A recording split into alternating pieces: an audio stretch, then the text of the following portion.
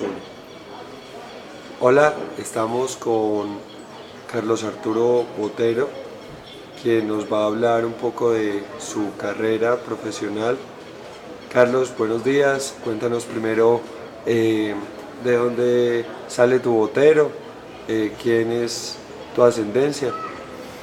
¿Qué tal, Jaime? ¿Qué tal, amigos? Yo soy Carlos Arturo Botero Urrego. Mi padre era oriundo de este pueblo, Leonel Botero Botero, hijo de Nicolás y Joaquina, ¿cierto? Los llamaban por cariño los Nicolases, ¿sí? Mi padre, en tiempos de la violencia, pues eran bastante irreverentes justamente aquí en este parque, porque eran de los poquitos liberales que todavía quedaban. Tuvo que emigrar hacia Turbo, allá empezó a hacer sus tierras junto con el 3B, y de allá cambió las tierras a otras en Montelíbano, también de la mano del 3B. Luego se separó de ellos y allá en ese proceso de colonización en Montelíbano fue donde nacimos mi hermano y yo. Posteriormente nos enviaron pues muy pequeñitos a civilizarnos o educarnos por aquí en Antioquia. Entonces yo fui a la ciudad Bolívar, donde una hermana de mi padre, allá hice primaria y bachillerato. Ingresé a la primera carrera, luego a la segunda. Vamos a hablar en este momento de la segunda carrera, que es la parte de música.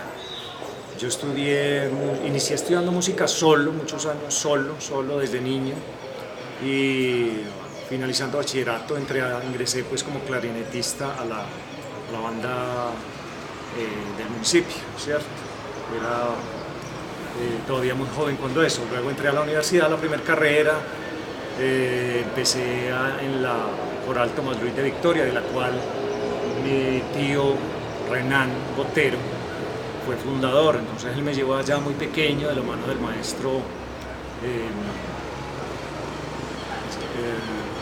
perdón, me escapa el nombre de él en este momento, ya les digo. Allá estuve en la Coral Victoria en todo caso mucho tiempo, tomándole amor pues a la música coral.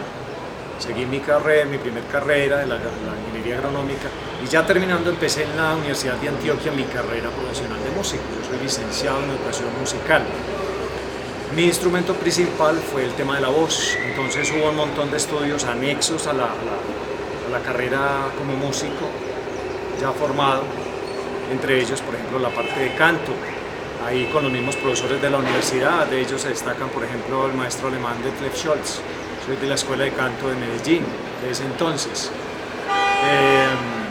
la profesora Gisela Evers, también alemana, y muchos otros profesores en dirección de orquesta y coros, por ejemplo el maestro Gustavo Yepes, la maestra Aide Marín en la parte pedagógica, en fin, muchos de ellos pues aportando a la formación musical para uno profesionalizarse. De ahí pues me hicieron el llamado de que viniera a fundar la escuela de música de aquí, la Unión y la banda. Pues no me entregaron la banda por cuestiones tal vez políticas, sin embargo seguí dirigiendo la escuela de formación básica. Aquí estuve un par de años, después me fui otra vez a Medellín, a la red de escuelas y bandas de música, a fundar la parte coral allá. Después volví y me vine porque me di cuenta que definitivamente la cultura, tanto como la agricultura, son limosneras en este país. Entonces me independicé en el tema musical. Definitivamente sigo como artista nomás en algunos eventos esporádicos como cantante lírico, pero canté pues en muchos coros en Medellín, entre ellos, además de la Coral Victoria, pues también el coro Tonos Humanos, el coro de solistas de la Universidad de Antioquia, en fin, en varios como montajes operáticos, en fin, Gracias. Carlos, cuéntanos, ¿qué te motivó a vincularte al canto lírico? A ver, esto es una historia muy bonita. Cuando yo tenía como 11 o 12 años, que vivía en Ciudad Bolívar, un pueblo cafetero, yo venía eventualmente y visitaba a mi tío Renan en Medellín. Él estaba recién venido de Canadá y tenía un montón de casetes, de esos viejos de cinta. Y yo me le robé esos casetes y me los llevé, y tenía una grabadorcita vieja allá en el pueblo. Hasta ese entonces yo escuchaba tal vez música andina colombiana y música andina latinoamericana. Sin embargo, me llevé esos casetes y los empecé a escuchar. Entonces conocí a un señor que se llamaba Wolfgang Amadeus Mozart, conocí a Johann Sebastian Bach, etcétera, etcétera, etcétera. Yo dije, no, pues es que esta es la música. Yo solo, siendo un niño, me di cuenta que existía ese otro tipo de música y vi que definitivamente por ahí era la cosa, que lo otro pues le faltaba algo que yo no sabía qué era, porque todavía era un niño y no estudiaba música porque el profesor de música del colegio era un merendero que no le gustaba enseñar y por supuesto tampoco sabía. Y yo no tenía plata para pagarle. Entonces me hice un buen melómano a partir de eso.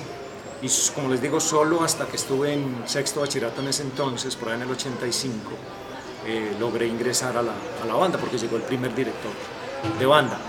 Ya llegué a la universidad, el mismo tío Renan fue el que me llevó a la Coral Victoria y por ahí me encarreté con la música clásica y por eso ese es mi gusto personal. Bueno, pero haciendo un paralelo, si su tío Renan Botero no hubiera sido ese mentor que lo motivó a la música, ¿usted considera que sus genes por la familia Botero le hubieran impulsado a esta profesión? Por supuesto, porque yo recuerdo que siendo muy niño en la costa, siendo salvaje allá en esa finca, yo cada que veía llegar a los músicos de banda para las corridas de toro, tal vez un conjunto de acordeón, en fin, lo que fuera, yo siempre le decía a mi mamá que yo quería eso, que yo quería eso. Son los primeros recuerdos que siempre tengo. Ellos eran muy pobres y jamás pudieron brindarme esa oportunidad. Sin embargo, cuando yo llegué a Ciudad Bolívar, mis primos tenían una flautica dulce, esas recorders. Ellos trataban de tocarla, pero no eran capaces. Entonces, pero no me la prestaban. Cuando estaba toda la casa sola, yo iba y cogía esa flautica sin permiso y me ponía a tocarla. Cualquier día yo ya estaba tocando la flauta, las melodías que les escuchaba a ellos. Yo me las aprendía con más facilidad y algún día llegaron y vieron tocando, entonces no hubo ningún inconveniente en que me siguieran prestando la flauta. Entonces yo solo seguí, ligero empecé a construir quenas de bambú. En ese entonces era todo el furor de la música andina latinoamericana. Entonces alguna persona llevó una quena hecha de un tubo de PVC. Yo empecé a fabricarlas de bambú, entonces estuvimos 8 o 10 años fabricando quenas de bambú y aprendí tocándolas. Ese fue mi primer encuentro inicial con la música. Yo también cantaba. A los 11 años mi nombre artístico en la familia era Caliche Gallo. Yo imitaba perfecto a Carmiña Gallo en ese entonces, que era la soprano del momento en Colombia. Y todavía no me había cambiado la voz y yo tenía la voz idéntica a la de ella. Entonces Caliche Gallo me decían los primos. Como les digo, ya en sexto bachillerato, por supuesto, por mi decisión entré a la banda. El tío Renan tenía un clarinete por allá que había traído y entonces me lo prestó y me fui, a pesar de que lo que me gustaba era la flauta traversa, pues yo no tenía nada para comprar la flauta traversa y empecé el clarinete. Carlos, ¿qué le gusta más? ¿El instrumento que se interpreta con la boca, con las manos, o la voz? No, la voz como tal, porque la voz es el instrumento innato por excelencia de las personas y afortunadamente tuve la oportunidad de desarrollarla. Yo siempre fui cantante, lo que pasa es que no me gustaba demasiado la música popular cuando niño, pues era ya algo atípico.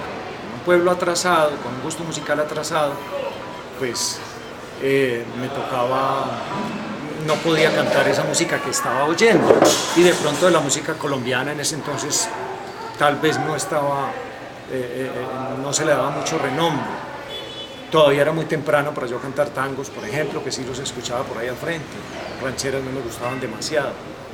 Entonces yo no podía dedicarme mucho a la música popular en el pueblo siendo un niño y no teniendo un maestro.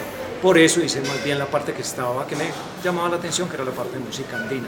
Carlos, nos contabas tras de cámaras que tus compañeros en la universidad y en toda esta parte de lírica ya están en Europa.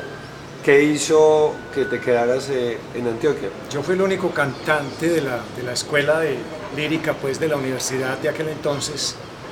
Fue una camada, no sé, fue una época como especial que tuvo brillo y allá pertenecimos muchos de esos cantantes, discípulos de este y de otros maestros que nos dieron una formación muy interesante. Y yo fui el único que me vine para el monte. Ellos se fueron para Europa o para Norteamérica, en fin, o para Bogotá a cantar a la ópera.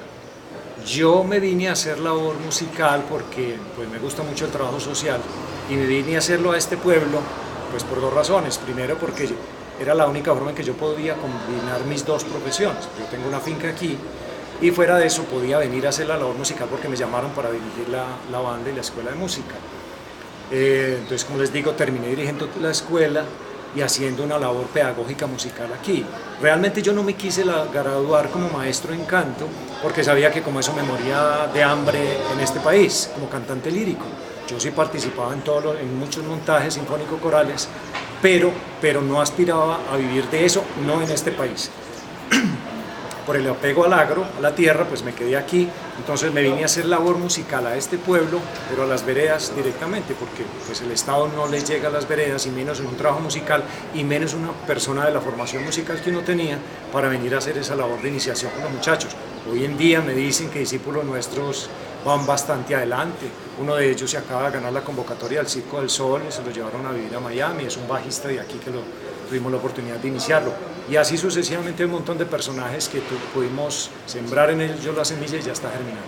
Carlos, ya para ir cerrando esta entrevista, te pueden contratar para cantar música popular, es decir, todo lo que no es lírico, tangos, boleros, etcétera, etcétera, te pueden contratar. Claro, claro, dentro de la música lírica popular que llamo yo, pues me gusta mucho el bolero, justamente ese amor se lo debo a el maestro Álvaro Rojas, un gran saxofonista, tal vez de los mejores que formó músicos en Medellín. Tuve la oportunidad de ser formado como director de banda por él.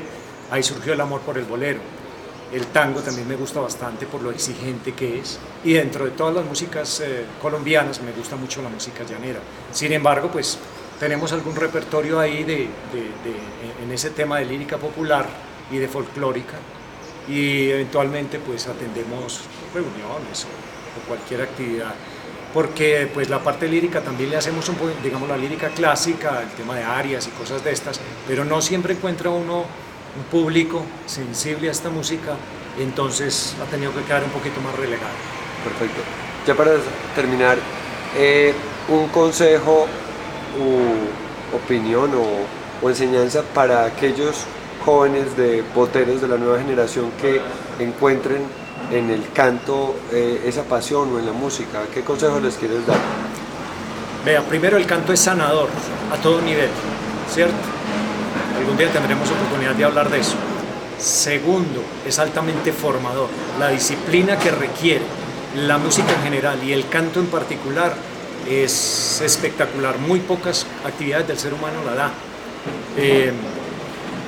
Yo no era el mejor estudiante de música de la facultad, a pesar de que ganaba becas de honor, pues porque tenía que combinar mi otra profesión, ¿cierto? De hecho, a mí me llamaban, por ejemplo, Yarumo en la universidad, porque ya practicaba mi otra profesión, pero seguía estudiando la música. ¿Por qué les recomiendo que se desempeñen en algún arte? Tengan o no tengan sangre para eso. Por supuesto, los boteros la tenemos. Es porque eso es altamente formador del ser humano y desarrolla el cerebro como ninguna otra cosa lo desarrolla, ¿cierto? Entonces eso te sirve, primero como disciplina para la vida, segundo como formación humanística, y te sirve como herramienta para cualquier otra actividad humana que estés haciendo, así seas un ingeniero, un médico, un abogado, cualquier otra profesión que tengas. Eso te va a servir porque te abre espacios de la mente que no te le da ninguna otra actividad y te sirve como herramienta para llegar más lejos. Carlos, muchas gracias por tu tiempo. Muy amables, felicidades.